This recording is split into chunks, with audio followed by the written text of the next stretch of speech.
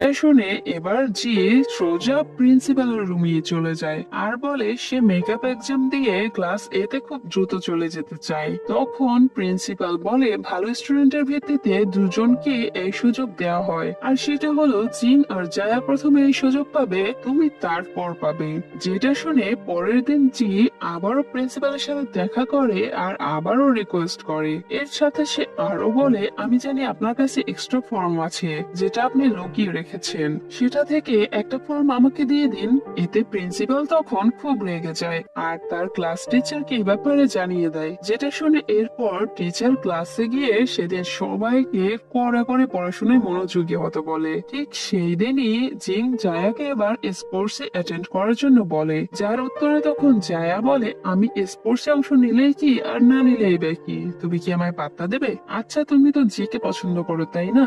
যেটা শুনে জিং এবার জায়াকে বোঝানোর হাল ছেড়ে দেয়। এর পরের দিন টিচারের রুমে জি আর জিং চলে আসে। তখন টিচারের সাথে কথা বলে জিং তার ফর্মটি জিকে দিয়ে দেয়। যেটা দেখে তখন টিচার বলে তুমি তোমার ফর্ম জিকে কেন দিলে? তখন জিং বলে আমার ফর্ম আমি যাকে খুশি দিতে পারি। যার উত্তরে তখন টিচার বলে তাহলে এর জন্য তোমাকে জরিমানা দিতে হবে, যেটা জিং এর কাছে আসলে তেমন কোনো ব্যাপারই ছিল না। এরপর জি এবার জিংকে জিজ্ঞাসা করে সে কেন তাকে নিজের ফর্মটি দিয়ে দিল। জিং বলে তার এতে কোনো সমস্যা হবে না। এরপর সেখানে প্রিন্সিপাল আসলে টিচার তাকে এ ব্যাপারে জানায়। তখন প্রিন্সিপাল সব ভেবেচিন্তে জিংকে আরেকটা ফর্ম দিয়ে দেয়, কারণ সে যেহেতু টপার ছিল। ঠিক এর কিছুক্ষণ পর জি এর মা চলে আসে প্রিন্সিপালের সাথে দেখা করতে, যেন তাকে ক্লাস এতে আবারও ফিরিয়ে আনা যায় সেই ব্যবস্থাই করতে। তখন টিচার বলে এখানে ক্লাস করে জি এক্সট্রা পয়েন্ট পাবে। এর কিছুক্ষণ পর আমরা দেখতে পাই জিং আর জায়া যখন একসাথে মিলে কথা বলছিল, তখন সেখানে জায়া বলে তুমি জিকে কিভাবে প্রেমের কথা জানালে? যেটা শুনে তখন জিং বলে এখনো প্রস্তাব দেইনি আমি, আমি শুধু আমার ফর্মটা তাকে দিয়েছি। ঠিক তখনই সেখানে জি চলে আসে আর তাদের দুজনকে একসাথে দেখে সে তখন খুব জেলাস ফিল করে। ঠিক এরপরই সে সহ স্কুলের সবাই ভাবতে শুরু করে জিং আর জায়া ডেট করছে। সেদিন জি এর মা জিকে বলে এই ক্লাসে তুমি ভালো পারফর্ম করতে পারলে তুমি এক্সট্রা পয়েন্ট পাবে আর এর সাথে এক্সামে অনেক সুবিধা পাবে, তাই তোমার উচিত সেইভাবেই কাজ করা।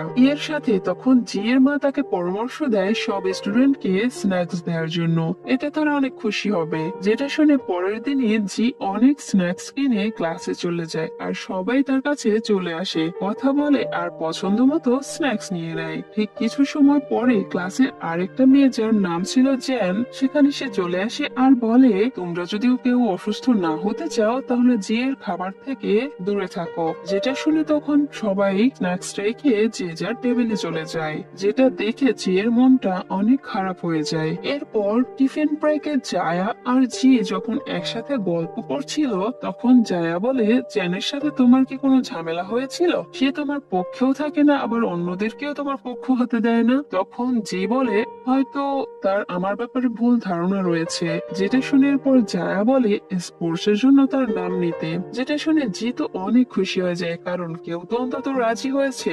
এরপর জি আর জায়া মিলে অন্য স্টুডেন্টদেরকেও এ ব্যাপারে উৎসাহিত করতে থাকে। যেটা দেখে তখন জেন বলে তার উপর কিন্তু জোর করা ঠিক না। অন্যদিকে জায়া জিনকে গিয়ে বলে জি আর জেনের মধ্যে কি ঝামেলা চলছে, এ ব্যাপারে তুমি কি কিছু জানো? তখন জিং বলে কই না তো, আমি তো কিছুই জানি না। তখন আরেকটা মেয়ে সেখানে এসে বলে জেনের সাথে জোয়াং নামের একটা ছেলের ভালো সম্পর্ক ছিল হয়তো, কিন্তু জি এর জন্য জোয়াং হয়তো তার সাথে তেমন কথা বলে না, যার কারণে জিকে এখন জেন শত্রু মনে করে। এর কিছুদিন পর ক্লাসের রেজাল্ট চলে আসে, সেখানে জিং আর জায়া বরাবরের মতো একটু টপরে। যেটা দেখে সবাই বলা বলি করতে থাকে দেখো দেখো তারা টপার আবার কাপ হলো।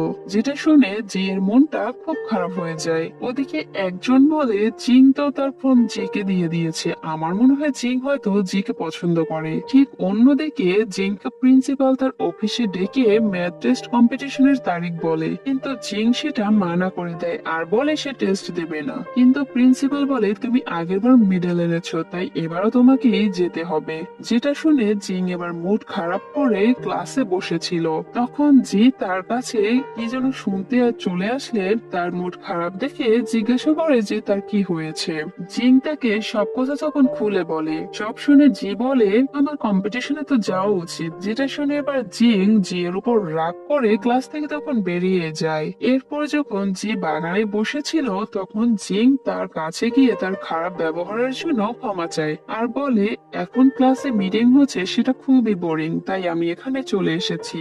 এদিকে যখন তারা বাগানে কথা বলছিল এটা তখন ক্লাসের অন্যান্যরা দেখে ফেলে, এমনকি প্রিন্সিপালও সেটা দেখে ফেলে, যার কারণে সে তখন দুজনকে তার রুমে ডাকে আর এরপর তাদের উপর খুব রাগ দেখিয়ে বলে তোমরা কি স্কুলে প্রেম করার জায়গা পেয়েছো?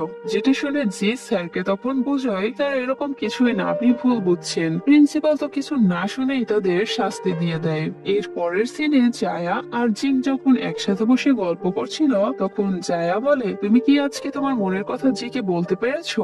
যেটা শুনে তখন জিং বলে না, সে এসব বলেনি। তখন জায়া বলে আর কত চান্স তুমি মিস করবে। অন্যদিকে জেনকে জোয়াং এর সাথে কথা বলার ব্যাপারে হেল্প করে জি, যেটা দেখে জোয়াং তখন জেনকে বলে তুমি আমাকে কিছু বলতে চাও? তখন জেন বলে আমি তোমাকে খুব পছন্দ করি, কিন্তু এতে জোয়াং হেসেই কথাটা তখন উড়িয়ে দেয় আর বলে 100 বছর পর আমি এই কথাটা ভেবে দেখবো। এতে জেনের অনেক মন খারাপ হয়ে যায় আর এদিকে জি এসব কথা তখন আড়াল থেকে শুনে ফেলে আর জোয়াং চলে গেলে সে জেনের কাছে এসে বলে আমি জানতাম না জোয়াং এরকম কাজ করবে, আমি ভেবেছিলাম সে তোমাকে খুব পছন্দ করে। এবার জ্যান তখন জিজ্ঞাসা করে জিকে তুমি কাকে পছন্দ করো? জি বলে জিংকে। তখন জেন বলে আমিও জানি জিং তোমাকে অনেক পছন্দ করে, এজন্য সে এই ক্লাসে ট্রান্সফার হয়ে এসেছে। যেটা শুনে তখন জি বলে আমারও তার ধারণা ছিল, কিন্তু আমার এখন মনে হয় সে জায়াকে খুব পছন্দ করে। তাছাড়া সে হয়তো তার সাথে অ্যাক্সিডেন্টের জন্য আমার এক্সামে ফেল এসেছে বলে সেভাবে নানাভাবে আমাকে কমফোর্ট ফিল করাতে চায়। কিন্তু জেন বলে জিং তো তোমার জন্য কবিতাও লিখেছিল, তাই আমার মনে হয় সত্যি সে তোমাকে খুব পছন্দ করে। ঠিক এভাবে কথা বলতে বলতে তাদের দুজনের খুব ভালো বন্ধুত্ব হয়ে যায়। এরপর বাসে করে জি যখন বাসায় ফিরছিল তখন বাসে এক পকেট মার আরেকজনের ওয়ালেট চুরি করতে যাচ্ছিল, কিন্তু জি সেটা দেখে ফেলে আর চোর চোর করে চিল্লায়।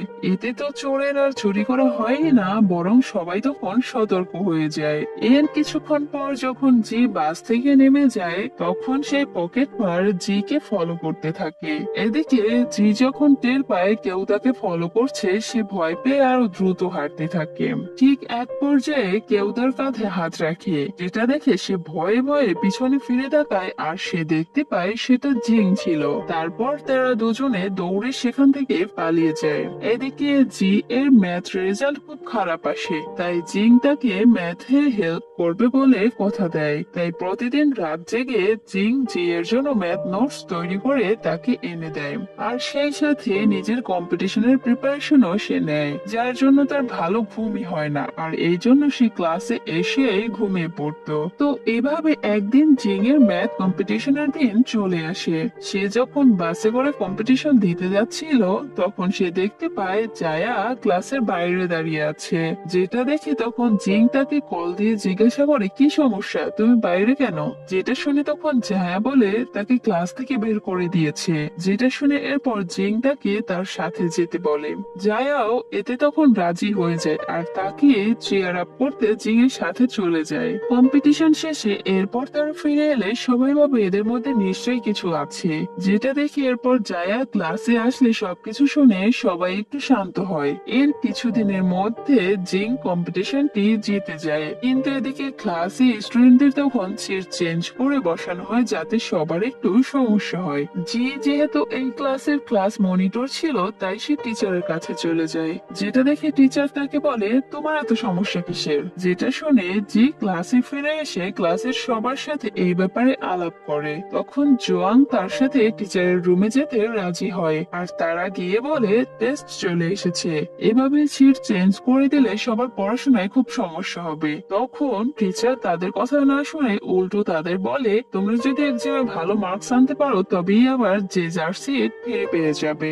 এটা নিয়ে জি এরপর যখন জিংকে বলে তখন জিং বলে সামনে পরীক্ষা আসছে আর তোমরা কিনা সামান্য টেস্টের সিট চেঞ্জ নিয়ে পড়ে আছো। যাই হোক, আমি এতে তোমাদের সাথে নেই। যেটা শুনে জি আবারও রাগ করে ক্লাসে চলে আসে। তখন জায়া আবার জিনকে গিয়ে বলে, মেয়েটা শুধুমাত্র এক্সামে ভালো করে তোমার পাশে বসবে বলে এত কিছু করছে, তুমি ওর সাথে এমন না করে তাকে একটু হেল্প করলেই পারো। যেটা শুনে এরপর জিন সবাইকে ম্যাথে সাহায্য করতে শুরু করে আর সবাইও মিলে এক্সামে ভালো রেজাল্ট করার জন্য অনেক চেষ্টা করে। যেটা দেখে তাদের ম্যাথ টিচার তার বাসায় নিয়ে গিয়ে সবাইকে এক্সট্রা ক্লাস করায়। আর এরপর টেস্ট হলে তাদের ক্লাস অনেক ভালো রেজাল্ট না করলেও সবাই আগের থেকে ভালোই করে, যার কারণে এবার যে যার সিট পেয়ে যায় আগের মতো করে।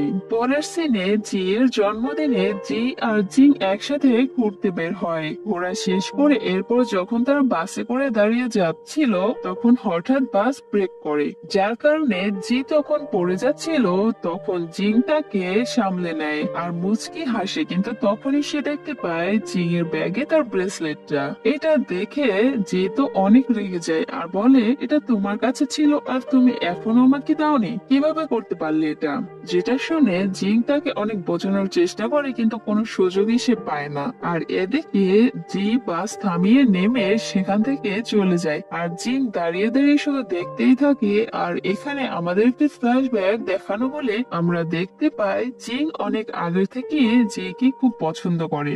এদিকে জি সারা ক্লাসে জিং এর সাথে কথা বলে না, যেটা দেখে ক্লাস শেষে জিং বলে, আমি জানতাম না এটা তোমার, তাহলে তো আগেই দিয়ে দিতাম। তখন জি বলে, এটা তুমি কোথায় পেয়েছো? তখন জিং বলে, তোমার সাথে অ্যাক্সিডেন্ট হওয়ার জায়গায়। যেটা শুনে তখন জি বলে, আমি সেখানে কত খুঁজলাম, কই পেলাম না তো। এটা আমার লাকি ব্রেসলেট, এটা আমার কাছে নেই বলে এখন আমার খুব খারাপ সময় যাচ্ছে, তুমি বুঝতে পারছো? যেটা শুনে জিং তখন একটি জায়গার উদাস হয়ে বসে থাকে। ঠিক তখনই সেখানে জায়া চলে আসে, আলাদাভাবে তাকে জিজ্ঞাসা করে, তুমি কি সত্যি জানতে না এটা জিয়ের? তখন জিং বলে, না জানলে কি তুলতাম নাকি? আসলে জিয়ের উপর জিং এর সিক্রেট ক্রাশ ছিল, তাই সে ওর কিছু রাখতে চেয়েছিল তার কাছে, কিন্তু এটা জিকে এভাবে দুঃখ দেবে সে কখনো এটা বুঝতে পারেনি। পরের সিনে জিয়ের এক্সাম ছিল। সে যখন এক্সাম দিয়ে বের হয় তখন জিং এর সাথে তার দেখা হয়ে যায়। তখন জিং তাকে লাঞ্চের অফার করে, যেটাতে জি তখন রাজি হয়ে যায়। আর এরপর তারা জিং এর বাসায় চলে যায় আর জিং রান্না করতে শুরু করে। তখন জি জিং এর কাছে ক্ষমা চায় আর বলে, এই ব্রেসলেটটি আমার খুব প্রিয়। যেটা শুনে তখন জিং বলে, আমারই ভুল ছিল, আমারই উচিত ছিল তোমাকে এটা ফেরত দেয়া। তখন জি বলে, ওটা আমার লাকি ব্রেসলেট, সব বিপদ থেকে আমাকে রক্ষা করে, ভালো কিছু করে। তখন জিং বলে, এটা ছাড়াও তোমার জীবনে ভালো কিছু হবে। পরদিন জায়া আর জি এর মাঝে ঝগড়া লেগে যায় আর এরপরে জায়ার অ্যাক্সিডেন্ট হয়, যার জন্য সে ক্লাসে আসতে পারে না। যেটা দেখে এরপর জি চিন্তা করে সে জায়ার সাথে দেখা করতে যাবে। এটা জিংকে সে বললে তখন জিংও বলে, আমিও তোমার সাথে যাব, আমারও ওকে নোট দিতে যেতে হবে। কিন্তু জি এদিকে একা দেখা করতে চাচ্ছিল। সে জিংকে নানাভাবে বোঝাতে থাকে কিন্তু জিং মানতে চায় না। যেটা দেখে যে বুঝতে পারে সে একা একা যেতে পারবে না। কিন্তু এরপর যে ব্যস্ত থাকায় জিং তখন একাই চলে যায় জায়ের সাথে দেখা করতে। আর সে গিয়ে জানতে পারে জায়গাকে ইউনিভার্সিটির ভর্তির জন্য কল করা হয়নি, কিন্তু জিকে কল করা হয়েছে। এমনকি জি এর থেকে তার নাম্বারও বেশি ছিল।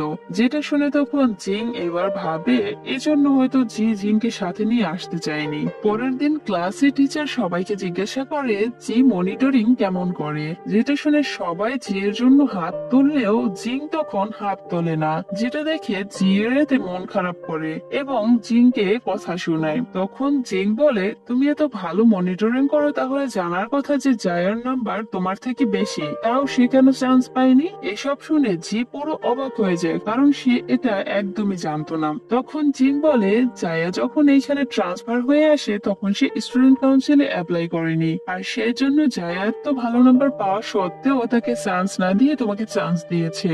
যেটা শুনে এরপর জি ইউনিভার্সিটিতে না গিয়ে টিচারকে গিয়ে সরাসরি বলে সে ইউনিভার্সিটিতে যাবে না, বরং সে এর থেকে নিজেকে উইথড্র করে নিয়েছে।